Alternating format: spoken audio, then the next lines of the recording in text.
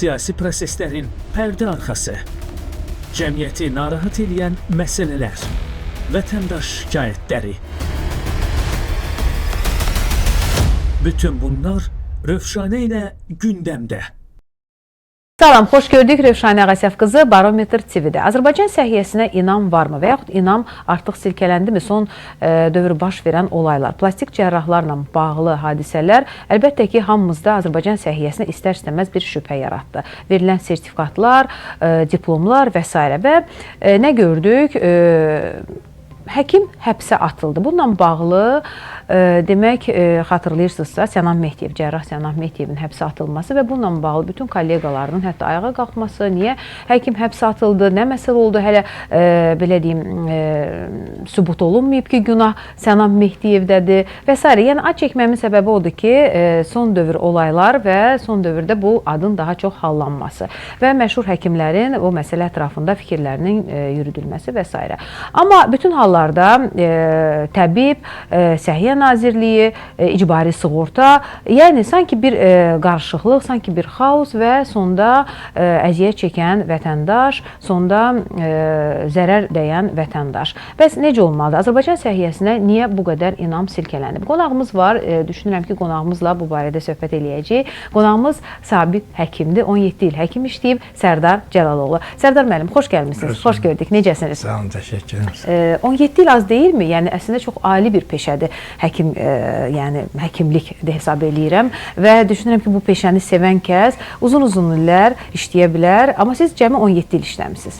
Bunun əsas səbəbi oldu ki, biz xalq hərəkatına qoşulduq. Mənim həkimliyin müəyyən bir dövründə bu Ermənistan-Azərbaycan münaqişəsi başladı, Qarabağ problemi meydana çıxdı. Biz ziyalı kimi bir öhdəliyimiz var idi, yəni o baxımdan bir çox adamlar, institut müəllimləri var idi, hətta hüquq mühafizə orqanlarında adamlar var idi, göz peşələrini qoyub bu xalq hərəkatına qoşuldular. O adamların biri də mən idim, yəni zaten əvvəlcədən də biraz millətçi ruhda tərbiyə olunmuşdum. Hadisələr belə başlayanda demək olar ki, bu hadisələrin ortasında özümü hiss gördüm. Bir vaxt ayıldım ki, artıq mən prosesin ortasındayım. Eyni vaxtda həm bu siyasi şey, həm də öz işimi apara bilmirdim. Seçim qarşısında qaldım. Niyə siyasəti seçdiniz? Hə? Siyasəti seçdiniz. Hə, çünki bu söhbət o vaxtı bizim başa düşdüyümüz 88-ci illərdə müstəqillik söhbəti yox idi. Amma bütünlükdə xalqımızın mövcudluğu məsələsi vardı, torpaqlarımızın qorunması məsələsi vardı. Yəni o məsələdə də bütün patriotlar həyatlarını belə qurban verməyə hazır. Maraqlıdır, həkimlik və siyasət arasında bir-birinə nə bağlar var ki? Məsələn, tarixdə də var da, Che Guevara həkim olub, siyasətə gəlib, Nəriman Nərimanov Angolan prezidenti də həkim olub, Agustin Neto. Ay sağ olun. Yəni bu Platon deyir ki, 4 nəfərdən yaxşı dövlət başçısı olan, deyir bir sərkərdədən yaxşı başçı olan ki, o güclə hər şeyi idarə edir, ölkəni də güclə idarə edir. Bir şairdən yaxşı dövlət başçısı, çünki o gözəlliyi sevdiyinə görə ölkəni gözəlləşdirir.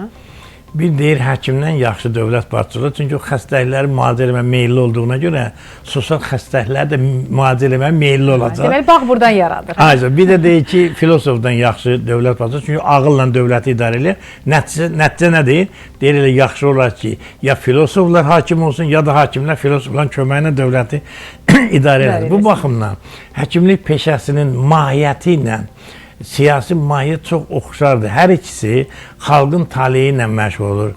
Sağlamlıq özü də xalqın təhlükəsizliyinin əsas elementlərindən biridir. Məsələn, biz milli təhlükəsizlik deyirik. Milli təhlükəsizliyin 5 institutu var, onun biri sağlamlıqdır. Məsələn, tutaq ki, bir düşmənlə mübarizə aparırlar, epidemiyadan istifadə edə bilərlər, sağlamlıq sahəsindən xalqa çox böyük bir, heç açıq müharibədə o qədər itki verə bilməzsə, amma təxribat olarsa böyük itki verər. Bu baxımdan həkimlik sənəti ilə siyasət arasında həddən artıq oxşar məqamlar var. Məsələn, Hipokrat and içirdik biz. O andda nədir? Xəstə naminə həyatımı qurban verməyə hazıram. Azərbaycan həkimi sadiq qaldı mı Hipokrat andına? Bax, İndi mən bilmirəm, o Hipokrat andını ümumiyyətlə bizim həkimlər bilir ya yox. Artıq mənim Azərbaycan səhiyyəsində gördüyüm bir şey odur ki, Azərbaycan səhiyyəsi bazar münasibətlərinə keçib. Bizim səhiyyə sistemi bir ticarət idarələri kimidir, bir mollar kimi, nə bilim, supermarketlər kimi işləyir. Orada əsas məsələ pul qazanmaqdır. Bütün klinikalarda görülən atılan addımlar, bütün xidmətlərin hamısının bir məqsədi var, pul qazanmaq. Ona görə də artıq biz Azərbaycanda klassik həkimlik sənətinin mövcudluğundan danışa bilmərik. İnsanlar o peşəni seçir ki, həm də onun maddi rifahını yaxşılaşdırsın. Yox, peşələrin pul gətirməsi təbiidir. Məsələn, bazarda da, ticarətdə də var. İnsanlar müəyyən bir mal istehsal edirsə, onu müəyyən gəlir götürməlidirlər. Amma bir şeyə kim vermək lazımdır. Göstərilən xidmətlə əldə edilən gəlir arasında uyğunluq var mı? Azərbaycanda problem budur. Yəni göstərdiyi xidmət ən aşağı, qoyduğu qiymət ən yüksək. Məsələn, Azərbaycanda həkimlərin müalicə elədiyi diaqnoz adamların bir çoxu İrana və Türkiyəyə gediblər. Məlum olub ki, müalicə də səhvdir, diaqnoz da səhvdir, göstərilən yardımlar da səhvdir. Bir yox, yüzlərlə belə mən fakt saya bilərəm ki, burada bir diaqnoz qoyublar, Türkiyədə başqa bir diaqnoz qoyublar, İranda başqa bir diaqnoz və yaxud da burada xəstə ilk müraciət edən kimi həkim ən radikal tədbirlərə əl atır. Çünki niyə? Daha çox pul o radikal tədbirlərdir. Məsələn, operativ müdaxilənin özü ən böyük xəstəyə vurulan zərbələrdən biridir. Onu o zaman sən əl ata bilərsən ki, başqa yollarını sən xəstəni xilas edə bilmirsən. Azərbaycanda nə təhədir? Cərrahi əməliyyatda daha çox pul gətirdiyinə görə cərrahi əməliyyata ehtiyac olmayanda belə siz onu cərrahi əməliyyat eləyirsiniz. Eləcə də bugün, baxın, adamların böyüyəsi, həkimlərin böyüyəsi nəyə görə tutaq ki, həkimlər ürək xəstələrinin sağalması ilə bağlı terapevtik ixtisas seçmirlər, tutaq ki, vərəm ixtisasını seçmirlər, fitizatorda və s. Ancaq hamı qaçır plastik operasiya. Niyə? Niyə? Ancaq pula görə. Ancaq qazanca görə. Məncə başqa səbəb var. Heç bir səbəbi yox. Yox, burada şey yox. Birincisi bir şey biləsiniz, öz izləyiniz. Bu plastik operasiyaya müraciət etmənin özü amoral bir hərəkətdir.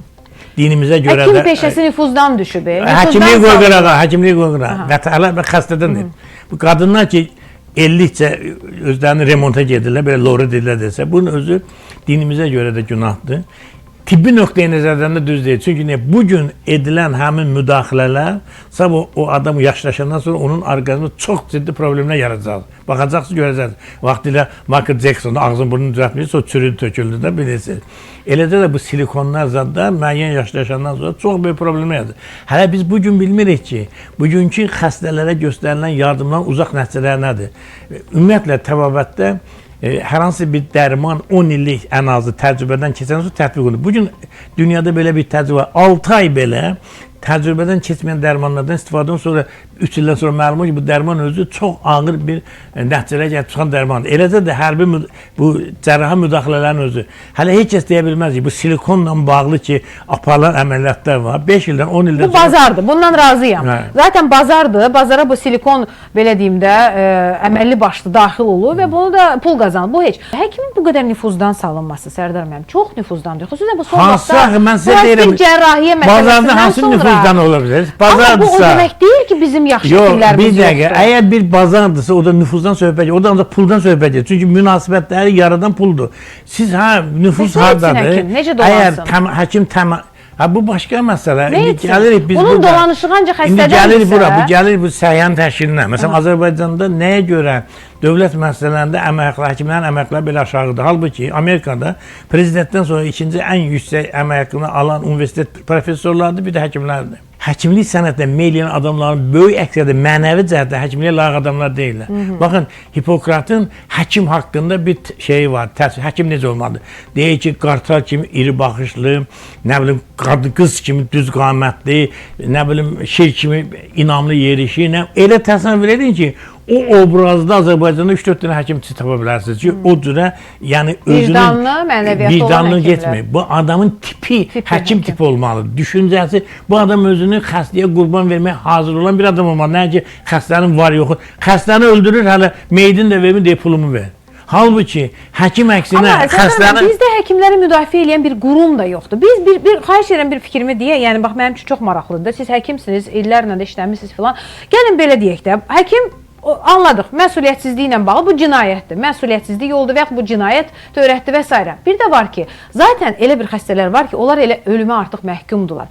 Məsələn, transplantologiya ilə bağlı artıq bu adamın vəziyyəti elə bir ağır durumdadır ki, gəlir, deyək ki, 3 aydan, 5 aydan sonra dünyasını dəyişir. Yenə də həkim günahkardır və yaxud xəstə məsuliyyətsizliyindən, öz canına o qədər məsuliyyətsiz yanaşan xəstələr var ki, ölürsə yenə həkim günahkardır. Belə olan halda həkim həbs olunur və sonra həkimi müdafiə edən bir qurum yoxdur Azərbaycanda. Bir dəqiqə, əvvəla məhkəmə varsa o kifayətdir, başqa quruma ehtiyac yoxdur. Sizin dediyiniz kimi amma Türkiyədə var, bax təbiblər odası var. O həkimlər müdafiə eləmir, o həkimlərin əmək hüququmudur. Olsun, bizdə yoxdur belə bir şey. Siz cinayətdən danışdınız, bu başqa məsələ. İndi cinayəti bildik, yaxşı qoyduq məhkəmə var, amma ümumiyyətlə həkimi müdafiə. Həkimlərin kollegalar özləri ayağa qalxırlar, bir-birini müdafiə edirlər. Həmkarlar təşkilatı olmadı, azad həmkarlar təşkilatı, yəni dövlət həmkarlara tabe olmayan. Həkimlər özləri könüllü bu cür həmkarlar təşkilatları yaratmalıdır. Ayda ciblərinə ora pul verməlidirlər. O təşkilat bunların həm əmək hüquqlarını müdafiə eləməlidir, həm də digər hüquqları müdafiə eləməlidir. Amma çox təəssüf ki... Amma nə varsa hər şey həkimin boynuna qoyuruq biz. Həkim günahkar. Xəstəmiz günahı ucbatından ölürsə də belə yenə həkim günahkardır. Sən müdafiə olunarsan, istəyirsən cəmiyyətdə tutaq ki, bayaq deyirsən, şərəf və ləyaqətin qorursan, amma özün üçün heç nə eləmək istəmirsən. Kim eləməlidir bunu? Nə etsin həkim? Nə etsin həkim? Dedim də yığışıb özlərinin həmkarlarını yaratsınlar. Həmkarlar o ayrı məsələdir də. Hansı məsələ? Elə budur da, bunun qorunmaq siz dediyiniz vəzifəni bu yeni etirə bilər. Başqa nə edə bilərlər ki? Dövlət eləməyəcək ki, bir var dövlətin rəsmi qurumları, bir də qanunla müəyyən edilmiş qeyri-dövlət təşkilatları. Qeyri-dövlət təşkilatları, məsələn, həmkarların hüquqlarını müdafiə edən bir dənə qeyri-dövlət təşkilatı yarada bilərlər. Hansı ki, o qeyri-dövlət təşkilatı dövlətdən və vətəndaşlardan həkimləri qoruya bilər. Niyə bunu yaratmırlar? Çünki həkimlər fərdi maraqlarıyla mübarizə aparır. Onların kollektiv, hamının həkiməm, başqa həkimdən kolleqam kimi bir hissi yoxdur. Pul imkan vermir, iki həkim bir-birindən həmrəylik eləsin. Kim zadı?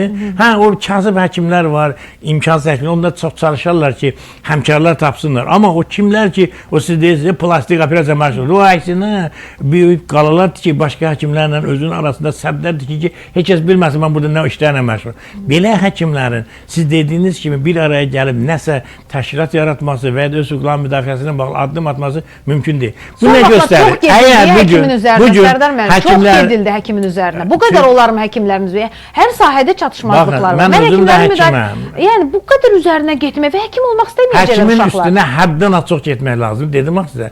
Bu bir milli təhlükəsizlik məsələsidir. Əgər sən bir ucdan əlil və xəstə istehsal eləyirsənsə, sən bir ucdan vətəndaşlara aid olmayan dərmanları verirsən pul qazanmaq üçün hansısa dərman firması ilə ticarət əlaqələri görə və yaxud da xəstəni operativ müdaxilə tələb edirsən, ona müdaxilə eləyirsənsə, onun həyatını riskə qoyursansa və səhvindən, səhlənkarlıqdan da adamları öldürürsənsə, həkim olmuşsan, kim olmuşsan, qanun qarşısında cavabdehlik daşıyırsan. Ona görə də həkimlik sənəti haqqında baxış dəyişməlidir həkimlərdə birinci.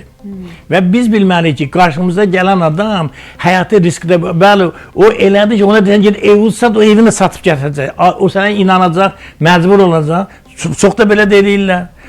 Xəstəni anladırlar. Məsələn, raq xəstədir, axıncı stadiyada gəlib, hə, müalicə eləyəcək, hə, filan kəsi belə eləmişik, narahat olmaq, gedir, evin eşiğini satır, 3 aydan da sonra ölür. Bu xəstə, bu nə qədər də əxlaqi bir davranış. Yaxşı həkimlər də belə həkimlərin badına gedir də.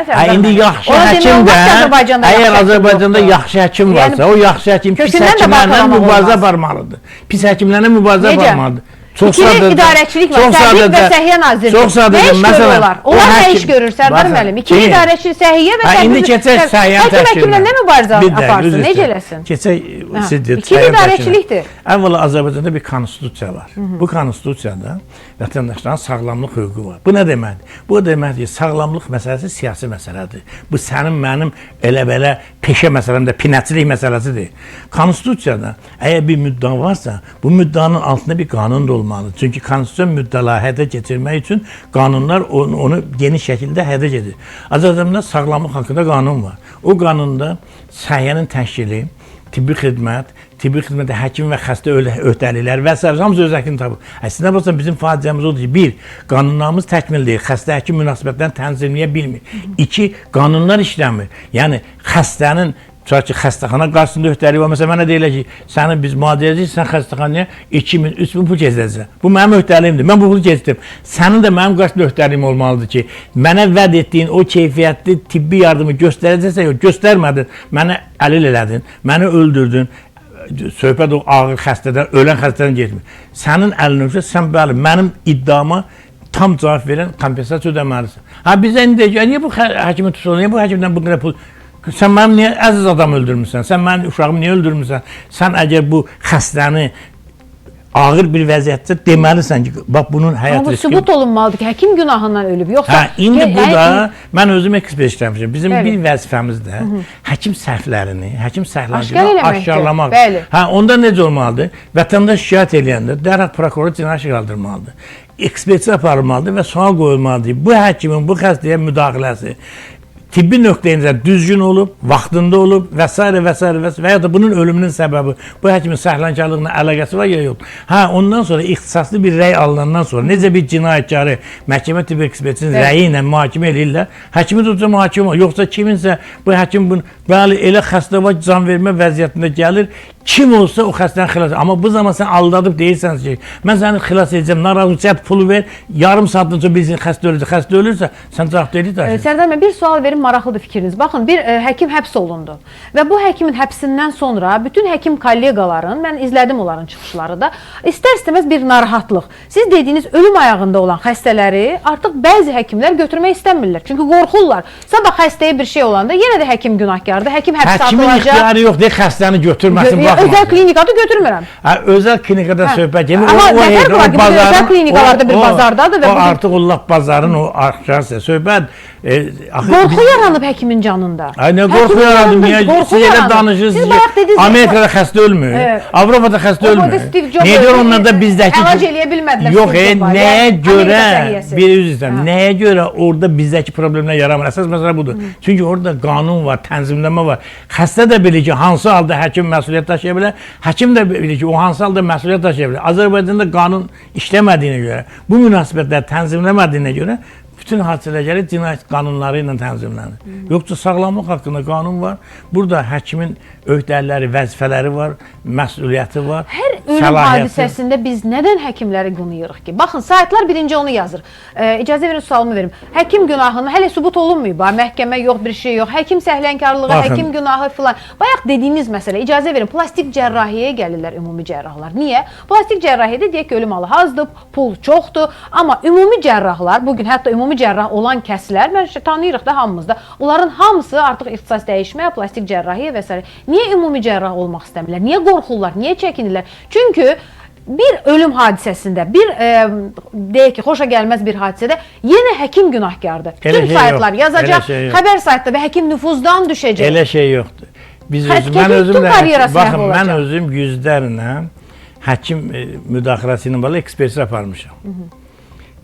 Elə hallar var ki, o hallarda həkim əgər müalicə edirsə, xəstə ölürsə, həkim orada heç bir məsuliyyət daşımır. Yəni, mürəkkəb, çətin diaqnoz qoyulan xəstəliklər var. Məsələn, mən öz təcrübəmdən bir misal deyəcəm.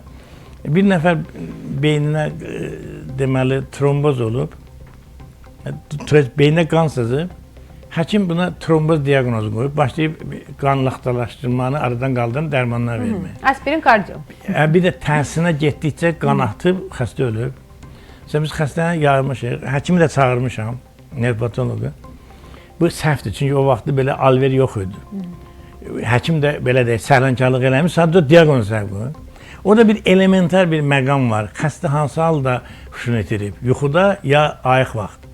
Yuxuda tutaq ki, olanda trombozdur, ayıq vaxtı beynə qan sızmalıdır. Bu ayıq vaxtı tutaq ki, olan hadisəni bu götürüb yuxudakı hadisə kimi dərk edib o cürdə müalicə yapar. Və yaxud da məsələn başqa bir mürəkkəb, bir məşhur cərrahımız var idi. Bir adam sirk keçib ölmüşdü.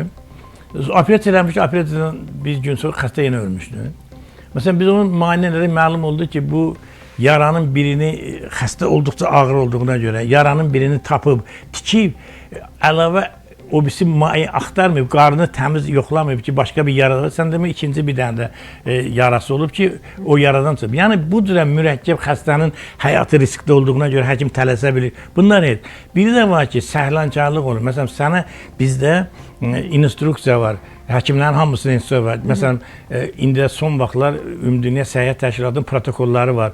Hansı xəstəlikdə, sən hansı qaydada gəlin gedək Azərbaycan xəstəxanalarını gəzək görək kimsə Ümumdünya Səhiyyə Təşkilatının protokolu ilə müalicə aparır, yox. Bir iş 4 dənə həkim var ki, onlar bilirlər ki, Ümumdünya Səhiyyə Təşkilatı məsələn rakla bağlı hansı protokol üzrə müalicə getməlidir.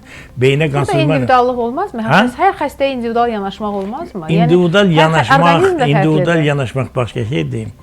O protokol nə deməkdir? O protokol demək ki, bu əsas xəstəlik ki var, o individuallığı qoy qırana.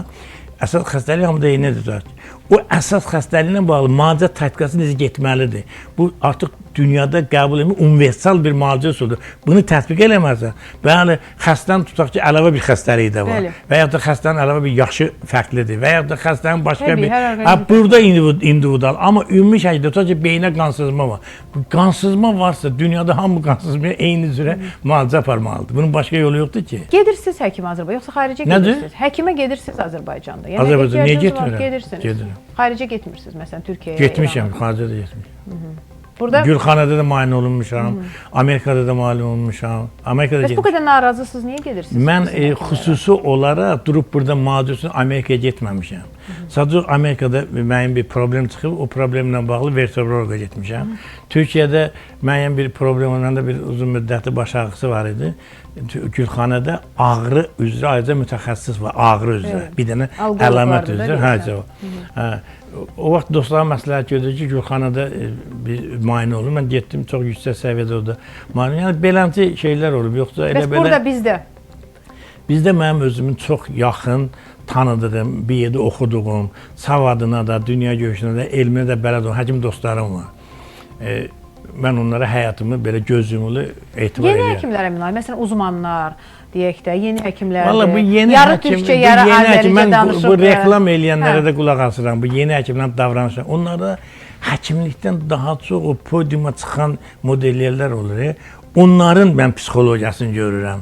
Adicə bir tibbi şey, elə bir qəribə şeydə təqdim edir, desə bu Amerika kəşf edib. Halbuki, bunun dediyi şey adi bir şey deyil, istənilən həkim bunu primitiv bir şey, amma bunu elə bir təqdim edir, deyəsən bu böyük bir uzman nə deməkdir? Yəni bizim Sovet hökumətinin vaxtında biz bakalavr zat sistemi yox idi, Medium Institutu 7 il oxurdu. İndi tutaq ki, bir gedib 7 il oxusa olur uzman. Yəni tam tibbi təhsilatı olur. Həkim o qədər xəstəyə yaxın olmalıdır ki, xəstənin atası, qardaşından çox xəstə onunla... Burada bir insani problem var. Azərbaycanda həkim xəstə arasında bir insani problem var. Təsəvvür edin ki, mən yoldaşım bir problemlə bağlı məndən xəbərsiz həkimə gedim. Gözü buna bir 3000 manat deyiblər ki, 3000 manat üzrə bu operasiya edərik. Yoldaşım ya dedim ki, bunun 3000 manat axı qiyməti yoxdur, mən beləmdə bir boş bir şey. Nəysə, getdim sonra həkim mənə görünsün, pulu da alınızdır. Mən deyir, biz hər birisinin yoldaşımızdır, elə bunu 1500 manat eləyərdi, 1000 manat. Tutaq ki, bu mənim yoldaşım deyir, bir kətdən gələn bir adam. Sən həkimsən, sən bilsən ki, sənin əməyin qiyməti deyil. Bu 2000 manat niyə bunlar? Yəni bir də maxinasiya var. Kim çatır? Real... Özəl klinikalar ayaqda durmalıdırlar. Özəl klinikalar ayaqda durmalıdırlar. Siz bilirsiniz o klinikalar nə qədər pul qazanır? Aydın məsələdir, amma onun məqsədi odur. Həm də bu klinikalar kimindir? Bu klinikalar kimindir? Bir dənə Azərbaycanda, məsələn, Amerikada var klinikalar. Məşhur bir həkim klinikacı və yaxud elmi sahəsində nailiyyəti olan bir həkim. Azərbaycanda bütün millət vəkillərinin, icra başçılarının, polislərin, məhkəmələrin, prokurorlarının. Belə şey olar.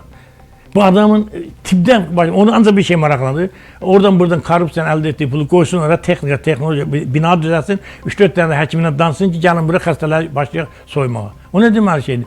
Azərbaycanda xəstələrə göstərən yardımın keyfiyyəti ilə verilən xərc arasında 1-in 100-ə fərq var. Türkiyədə eyni müalicə tutaq, 5 manatda Azərbaycanda 10 manatdır. Həmin müalicə Türkiyədə 100 dəfə Azərbaycandan da keyfiyyətdir. Niyə belə olur? Bəlkə Türkiyə tibbi daha çox reklam olundu bizdə. Nədir? Reklam olundu bizdə Türkiyə tibbi. Mən həkiməm, mən bu şeyləri yaxşı bilirəm. Nə danışdığımı bilirəm, məsuliyyət daşıyım. Danışdığımı məsuliyyət daşıyım. Mən bilirəm ki, söhbət nədən gedir. Azərbaycanda mən sizə dedim, əvvəlcədən dedim ki, klassik mənada həkimlik sənəti yoxdur. Təbib məsələn nə işlə məşğuldur sizə Bu indi Azərbaycanın ən ciddi problemlərindən biridir. Səhiyyədə dublikasiyanın olması, səhiyyənin təşkili. İstər təhsil olsun, istər səhiyyə olsun, istəyirsən prokuror, nə olur olsun. təşkilatı məsələ bir nömrəli məsələdir. Bəli. Düzgün təşkilat olan yerdə bu gün Azərbaycanda rast gəldiyimiz problem heç bir olmaz. Baxın, getmişəm xəstəxanaya, reanimasiya şöbəsidir. 5 koyka deyirlər Səhiyyə Nazirliyində, 5 koyka təbibində. Mən başa düşmürəm, bir xəstəxana, eyni ixtisas, eyni reanimasiya, eyni həkimlər, bu nə məqsəd daşıyır bu? Nə deməkdir bu?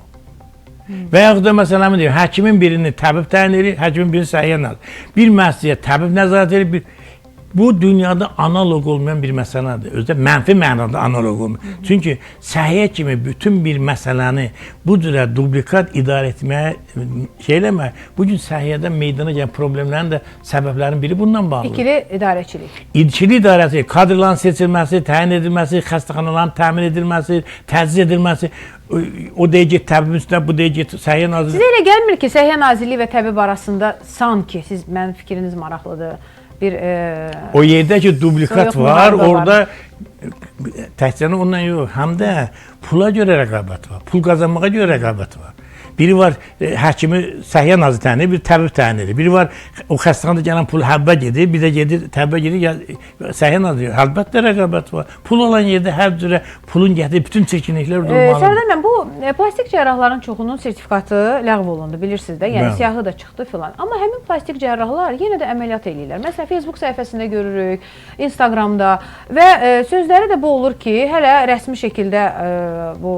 Yox, onlar indi bilirsiniz. Bunlar yaxşı, necə bəs bu plastik cərrahiyyə, bunlar çox o hüquqi qeyri-qanuni yollarla əldə edirlər. O pul da çıxart, bu məcburdur ki, o pulu çıxardan geçirsin, o yuxarıdakı da ona dözəcək. O vaxta qədər ki... Onda bu nə deməkdir? Sertifikat ləğv olunub, həmin həkim əməliyyata girə bilməz. Gedim da, bu cəmaat pul verib sertifikat alıb, indi pulun çıxartmasın. Belə şey olurmu? Əlbəttə, niyə olmur? Yaxşı, mən vətəndaşlarına nə eləməliyəm? Əgər burada bir bazardırsa, burada hər şey pulun üzərində qurulubsa, niyə siz təəccüblənirsiniz? O zaman nəyə lazım idi ki, sertifikatlar ləğv olundu demək? Əgər onsuz fəaliyyətlərini davam edəcəklərsə? O da indi görünür kimlərinsə maraqlarına uyğun bir addım da atılıb. Bu şey bu cürə təyin edilmir. Yəni bu məsələnin sonucu nə oldu? Bunun sonucu oldu ki, indi yeni sertifikat veren bu dəfə başqa adamlara sertifikat verəcək də, başa düşmürsünüz? Sonuç nə idi? Bu qədər həngamə, belə bir olay və sonra yenə hər öz işində... Sonuç yeni bir gəlir mənbəyinin açılmasıydı. Məsələn, bugün mən sertifikat vermişəm, verdim bütün sertifikatı, pulunu vermişəm, sertifikatlar ləğv oldu. Kim verir bu sertifikatları? sertifikatları? İndi siz sertifikatı verirsiniz. İndi mən bilmirəm kim verir, siz deyirsiniz də veriblər. Və indi yeni sertifikat alacaqsan sonra yenidən pul verməlisən, ödəməlisən məsələn. Azərbaycanda elmdə doktor adı almış adamların hansının fundamental elm sahəsində nailiyyəti var. Azərbaycan həkimlərdə var, elmdə doktoru professor. Onların hansının dünya elmi tərəfindən qəbul edilən elmi nailiyyəti var ki, elmdə doktor bilsə nəyə verirlər? Vakın əsasnaməsinə görə hər hansı bir sahədə fundamental nailiyyət əldə etməyə görə o ad verilir. Ha bu ondan kötüdür, Rusiyada müdafiə olunmuş əsərlərin biraz oradan oxulur, birdən biraz oxulur, götürür, yapışdırır ora. Adını qoyur, mən elmdə. Əlbəttə bu elmdə doktorun xəstə müalicəsi də elə olacaq, səhiyyəsi də bu gün də olacaq, təşkili də bu gün də olacaq, hər şey belə olacaq. Hər şey bir-biri ilə bağlıdır. Və ona görə də bugün bir şou, bir mərkəzə çevrilib də səhiyyə. Bizim vaxtımızda tibb elmindən namizədi almaq bilirsiniz nə deməkdir? İndi 10 dənə doktor ala bilərsən, o bir dənə o vaxtı elmdən namizədi ala bilərsən. Sənin 5 ildən bir attestasiyadan da keçirlər də. Biz keçirdik, təhsil attestasiyadan keçmək kifayət deyil, bizim. Yəni doğrudur mu 5 ildən bir həkim attestasiyadan 5 ildən elm o qədər sürətlə inkişaf edir ki, onu indi ildə bir dəfə eləmək lazım. Amma məsələ burasındadır ki, elmin inkişafı ilə bağlı bir məşhur söz var. Əgər siz hər gün oxumursunuzsa, deməli təşkilat savadsızlaşırsınız.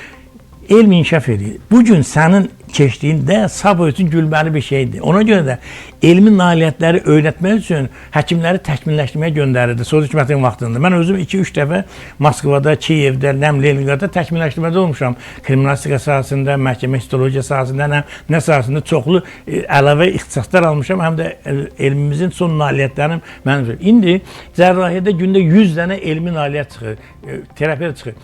Həkim institutu qutarandan sonra o biliklə, o bagajla, əgər həkimlik edirsə, o 3 ildən sonra elə çobandan eyni səviyyədə olur. Bir sual verim, attestasiyadan keçməyən həkimlərə artıq işləyə bilməzsən filan, bu məsələ gündəmdəydi və millət vəkili Rəşad Mahmudov deyəsən çıxış elədi bu barədə, söylədi ki, ola bilməz ki, bugün əgər imtahan verilməyibsə filan və sabahdan işə gəlmə, sabahdan cərrahi əməliyyatlara girmə. Bütün dünyada elədir. Bütün dünyada elədir. Yəni buna qarşı çıxdı. Baxın, İngiltərədə belə bir adət var. Maraqlıdır mənə. İngiltər Kral Akademiyasının bir kral akademiyası var, orada üzvülük var. Max Vezat hamısı orada Bəli. üzvülük. Yəni bütün dünyada belədir ki, keçmədin imtahandan, İzah edirəm. Orada deməli üzvün şərti belədir. Hər il yeni bir kəşf eləməlisən. Kəşf eləməzsən, səni çıxardacaqlar akademiyadan. Yəni bütün dünyada bu elmi dərəcədir. Sənin əgər il boyu elmi nailiyyətin yoxsa adı alırlar əlindən. Professor adı alırlar, elmlər doktor. Azərbaycanda bir rüşvət verib bir ad aldı. Ölənə qədər o adı onun üstə. Elə şey yoxdur. Sən bu adı almısan, bu adı layiq əgər sənin nailiyyətin yoxdur. Sən elmlər doktor demə, gecə gündüz elmlə təhsilinə praktikan yox, elmlə məşğul olmaq. Gəl görək, Azərbaycanda elmlər doktoru adı almış adamlar o adı alandan sonra neçə dənə elmi məqalə yazıb, neçə dənə elmi iş var. Dünyada hansı tutaq Azərbaycan təmsil edir. Yəni bizim problemimiz həm elmidə, həm təhsildə, həm də praktikada bir-biri ilə bağlıdır. Bunun birini götürsəz və ən vacibi mənəviyyat məsələsidir. Gələcəyini necə görürsünüz Azərbaycan Bu cürə səhiyyəsini? getsə, Azərbaycan səhiyyəsi Azərbaycan xalqına genosid həyata keçən bir quruma çevriləcək. Biz indi də görürük ki, xəstəxanada biabız. Sizin xəbəriniz yoxdur xəstəxanalardan. Var, çox yaxşı var xəbər. Onkologiyadan hökumət onkologiyanı keçirib tamam dövlətsən. Adicə bir qeyri-rəsmi şəkildə bir dənə ximoterapiya 300. Mənim öz qohumlarım var. Ölüblər, üstündən bir il keçməyib ölüb. Həmin o ximoterapiya eləməyə bir inyeksiya, yəni bir dəfə iynə var 300 manat, 1500 manat ola bilər, bir ildən sonra xəstə ölüb. Yəni orada əgər öləcəksə xəstəni müalicə eləməsinlər. Yox, bu dövlət pulsuz eləyir, dövlətin qabını pulsuz, bu rüşvət alır bunu. Çünki niyə onkologiyada o qədər növbə var ki, cəmaət koridorda yatır. Çünki qida təhlükəsizliyi pozulub, iqlimimiz həddən təhlükəsiz. Bakıda məsələn radiasiya yol verilən həddən 10 dəfə yüksəkdir. Yəni o qədər bizdə sağlamlığa problem yaradan vəziyyət var ki, xəstəxanalar ağızdaca basıdır. Bu xəstələrin çoxluğundan da həkimlər sui-istifadə edib düzgün belə deyək də işi düzgün qurmurlar. Bilirlər ki, onsuz da xəstə gələcək də. Biri səndən razı oldu, biri olmadı. Minlərlə orada durub onkoloji xəstə, hamı da xilas olmaqdır. Çünki xüsusən ağır xəstələr hər cürə şərtə razıdırlar. Evin saat, eşiyin saat, bilirsən ki, ölür də, amma bir dəfə yüngül xəstə. Ona görə də o ağır xəstələrin başına daha çox oynatırlar. Daha çox orada pul qazanır və daha çox ədalətsiz edirlər. Axı sən klinikan var, bilirsən ki, bu xəstə 1 aydan, 2 ay, 3 ay, sən xəstəni Allah deməməsən. Yəni, narahat ol, baxaq da baxaq, sən pulu gətir, baxaq, sonra da xəstəni öldürürsən, ölüsünü də pulla ona satırsan. Bu oldu mənəviyyat. Və biz bir xalq deyilik, eyni millətdən deyilik. Sən villan olmalıdır, maşınların olmalıdır, ildə bir dəfə arvadı götürüb, cənnətə də ona getməlidir. Gündə də 100 dənə Azərbaycana getməlidir qəbristanlığa, sən yaxşı yaşamağın üçün. Bu nə qədər mənəvi bir şeydir. Mən bu məziyyətdən danışıram. Yoxlasaq biz həkim səhiyyədə o qədər ciddi problemlər var. Xüsusən sağlamlıq məsələn, həkim xəstə münasibətində o qədər eybəcə bir münasibət. Mən özüm dəfələrlə müşahidə eləmişəm xəstəxanada, gördüklərimdən dəhşətə gəlmişəm. Bilirsiniz? Yəni bu bizi düşündüyümüz kimi deyil. O qədər problemlərə kökləndik, əslində belə mənim də artıq belə ümidlərim silkələndi. Azərbaycan səhiyyəsinin gələcəyi necə, hansı formada olacağından istər-istəməz. Çünki hamımızın can məsələsidir. Canımızı belə deyim də etibar elədiyimiz insanlar. Statistika var. Götürün statistikaya baxın. Azərbaycanda dispanser biabıcı bir vəziyyətdədir. Bu xəstələri xilas eləmək üçün vacib bir məsələdir. 2. Reanimatoloqlar çatışmır. Çox azdır reanimatoloqlar. İndi sual verin, niyə bu qədər? Ən çətin sahədir. Yox, niyə bu qədər xəstə reanimasiyaya ehtiyacı var? Reanimasiya bilsin nə demək? Həyata qaytarmaq. Deməli, o qədər xəstəxanalarda ölüm vəziyyətdən düşən var. Siz bilirsiniz bu ixtisası seçənlər nə qədər azalıblar? Reanimatoloq ixtisasını seçənlər nə qədər azalıblar? Çünki ən ağır sahədə ora ən aşağı maaş verir. Bu adam adından da görsün də həyata qaytarmaqla məşğuldur. Bu adamı sən bunu öldürür, cərrah öldürür bunu. Pul alır. Reanimatolog bunu həyata qaytarır, onun onda birini almır. Əlbəttə belə olur. Amma sabah xəstənin başına iş gəlsə də yenə də reanimatoloq da burada ayrı-ayrı peşələrin seçilməsinin səbəbi iqtisadi səbəblərlə bağlıdır. Məsələn, baxırlar ki, reanimatolog oldun, pul qazanamırsan, cərrah olsan, yaxşı pul qazansan, xüsusən biri var, ümumi cərrah olasan, kiminsə öz kisəsini müalicə edirsən, bağırsağını kəssən, ya onkoloji cərrah, bir də var, kosmetolog olasan. Kosmetoloqa kimlər gedir? Pulu olanlar, çünki kasıbın nə işi var ki, dodağını şişirtsin. Kimin pulu var, imkanı var. Ona görə hamı qaçırır, pul əldə elər. O da gedir, savadı oldu, olmadı, nəticələrdə göz qabaqlı. Amma bütün hallarda ümidimizi də üzməyə Sərdar mən bitiririk söhbətimizi. Vallahi yaxşı həkimlərimiz də var. Məsələn, bizim yaxşı kardioloqlarımız var, yaxşı travmatoloqlarımız var, yaxşı uroloqlarımız var. Var axı. Həkim zaten yaxşı olmalıdır. O yaxşı olduğuna görə nə deyil, nə biz bu da müzakirə. Amma bəzən həkim də asılıdır axı.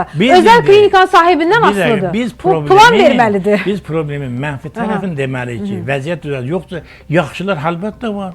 Çox Var. görkəmli alimlərimiz Bəli, var, var. həkimlərimiz var. Xəstəyə canını qurban verməyə hazır olan, cibindən pul verib xəstəyə dərman O qədər alır. var ki. Bu başqa. Bəli. Amma söhbət bu alverçilərdən gedir. Bu cavan deyəcək, uzman adı ilə Türkiyədə orada burada gedib diplom alıb gəlib öz xalqına qarşı bir genosid siyasəti aparan adamlardan gedir. Bunları ancaq maraqlandıran puldur, dəbdəbədir, nədir. Aydın, Sərdar müəllim, mövzu o qədər genişdir ki, əslində daha çox söhbət eləmək olardı, amma baxın nə qədər problemləri dilə gətirdik. Mən sizə təşəkkür edirəm. Başqa bir deyəcəyiniz varsa səhiyyə, təbiblə bağlı, xəstəliklərlə bağlı, insanların inamı ilə bağlı. Bax, mən son bir şey olaraq demək fikrinizi istəyirəm. alım. Əskərlikdə bir adam hərbi andı pozarsa, ona ən ağır cəza verirlər. Həkimlər də könüllü şəkildə Hipokrat andı içirlər, içməlidirlər.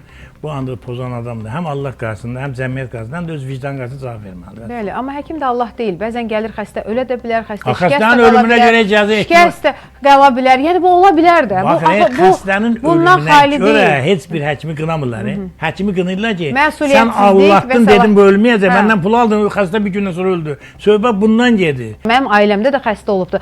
Canı ilə, qanı ilə savaşan həkimlər var ki, o xəstəni. İndi mənim anam onkoloji xəstə idi. 4-cü belə deyək mərhələdə biz həkimə getmişik. Buna həkim nə etməli idi ki? Canı ilə, varlığı ilə bütün savaşdı ki, anamı ayaqda saxlasın, amma Allahın işinə qarışmaq olmaz ki. Var belə həkimlərimiz və mən o həkimlərin də oradan əlindən öpürəm. Təşəkkür edirəm. Çox sağ olun Sərdar müəllim. Nə gözəl söhbət elədik sizinlə. Çox minnətdaram. Var olun.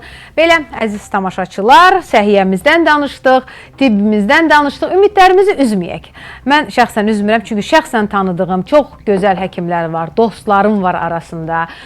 İnandığım, özümü, ailəmin, övladımı etibar elədiyim çox gözəl, çox möhtəşəm həkimlər var. Amma tərəzinin gözünə qoysaq, nə təəssüf ki, maalesef türklər demiş, bayağı, şit, reklama işləyən, özünü gözə soxan, özünü insanlara sırıyan həkimlər çoxluq təşkil edirlər. Təəssüf. Qiymət məsələsi, elə Sərdar müəllim sizinlə birə-bir razıyam. İçəri ayağını atdınsa, həmən sənə kassanı göstərirlər. Deyə bilmirsən ki, hələ bir həkimə salam verməyə gəlmişəm. Bu da bir ayrıca bir şeydir. Təbii ki, cibə işləmək, yəni bütünlüklə öz mənfəətinə işləmək, amma burada da bəzi məqamlar var ki, özəl klinikadırsa, həkim də özəl klinikadan asılıdır, bəzən asılıdır. Çünki sənin qabağına plan qoyur, belə deyək, və sən ora ödəməlisən və məcbursan ki, yenə xəstənin cibindən çıxasan. İndi bu da başqa məsələdir. Hər halda mövzunu çalışacaq, davam elətdirək. Salamat qalın, görüşəcəyik. Qonağımız keçmiş həkim, sabiq həkim, amma həm də bir siyasətçi olaraq bir yol tutmuş, özünə bir siyasi bir deyək, uğur qazanmış Sərdar Cəlaloğlu idi. Salamat qalın.